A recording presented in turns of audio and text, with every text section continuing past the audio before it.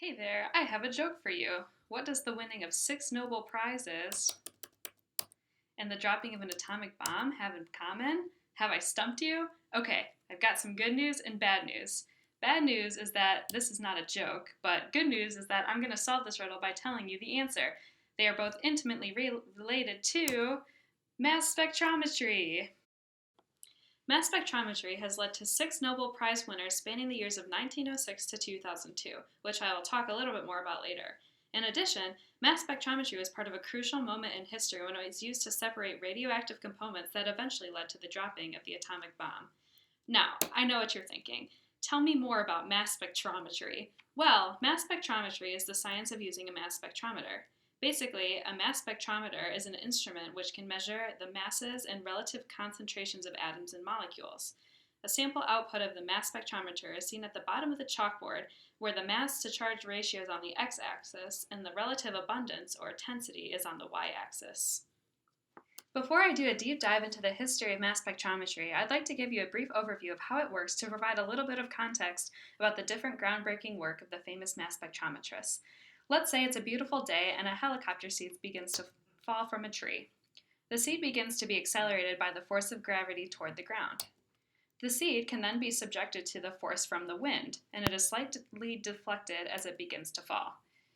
Now, let your imagination run wild and picture the seed being subject to the brutal force of a hurricane.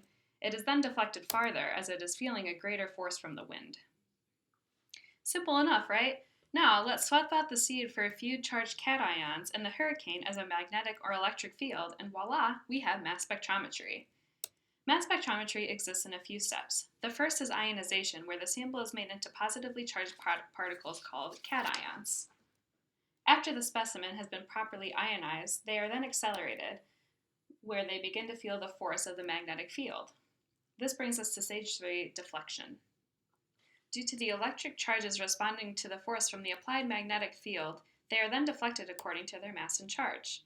There, different ions can be detected based off of how intense of a force they felt from the magnetic field. Further, ions with smaller mass will be deflected more along with ions of greater charge, like so.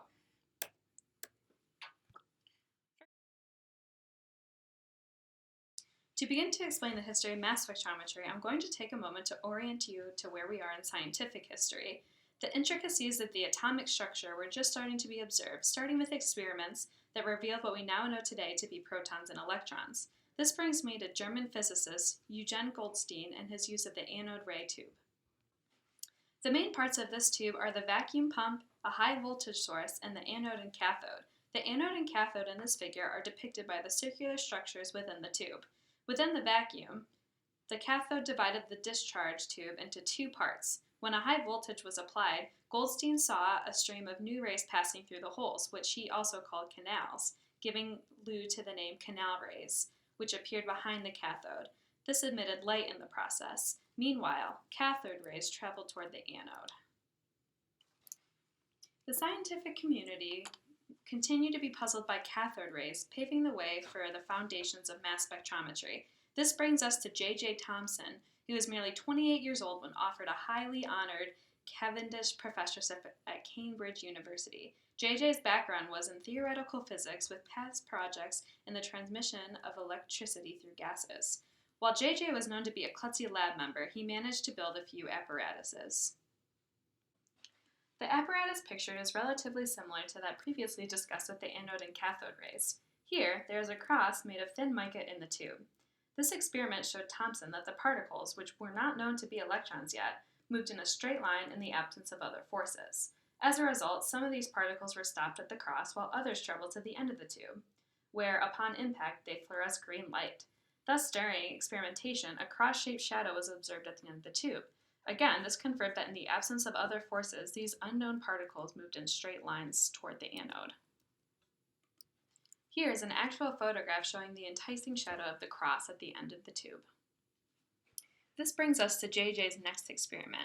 As we just saw, those unknown particles we know as electrons travel in a straight line, in the absence of other forces. Some prevalent hypotheses included that these particles were electrically charged. So then JJ added an electric field, as one would expect an electrically charged particle to be influenced by one and cause a sideways trajectory. The trajectory and displacement could then be determined by where light was emitted at the end of the tube. This stunningly showed that indeed the particles could be influenced by an electric field. Further, to prove the electric charge of the particle, it also had to be shown that the particle could be affected by the magnetic field, which Thompson also succeeded in doing, manipulating equations based off of the displacement from the center at the end of the tube with the magnetic and electric forces. He could determine the mass-to-charge ratio of these particles. 2 years after this machine was built, he built a new machine that could measure the mass-to-charge ratio as well as the charge. Thus, he could determine the mass and charge of these particles, which were indeed electrons. He was also able to measure the mass difference between protons and electrons to show that their charges were equal and opposite, and forever science was changed. This won Thompson the Nobel Prize, in which he referred to these groundbreaking subatomic particles as corpuscles during his Nobel Prize award-winning speech. Then, the torch was passed to Francis Ashton when he was hired by J.J. Ashton had showed a love for chemistry from a young age. As a child, he made picric acid bombs, fireworks, and even tried to build his own X-ray tube. He studied chemistry and physics and was a fermentation chemist at a brewery. His impressive skills were noticed, and he was eventually connected to work with J.J., where he had an immediate impression on J.J.'s work. What is pictured here is the third mass spectrometer built by Ashton. The white discs pictured here are for adjusting the slits through which the particles can pass through. Next, the particles pass through an electric field through which a potential is applied. The apparatus allows particles at a given angle to travel further. Note that the two lines shown are particles having the same mass but differing velocities, which results in these changes in deflections. Next, the particles meet a magnetic field, which is not pictured in the real photograph, but this again further deflects the particles. The particles then meet at one of the other sides based off of their mass-to-charge ratios, which can be determined based off of the deflection angles. Keep in mind that while Thomson's work led to the affirmation of the existence of protons and electrons, which are subatomic structures, this machine was able to separate different chemical elements based off of their mass-to-charge ratios. Thus, with this awesome apparatus, Ashton was able to separate 212 out of 287 of the naturally occurring isotopes, which led to his Nobel Prize. Now that we've gone over the roots of mass spectrometry, the field grew as ionization and mass selection methods improvements were made. I have listed here some ionization methods. Remember, this is the method that makes these particles into cations that will then deflect in an electric or a magnetic field. Most notable are electrospray ionization and MALDI, which both scooped up Nobel Prizes. Mass selection also developed over the years, with one notable being the quadruple mass analyzer, which also won a Nobel Prize. And there you have it, a basic history of mass spectrometry.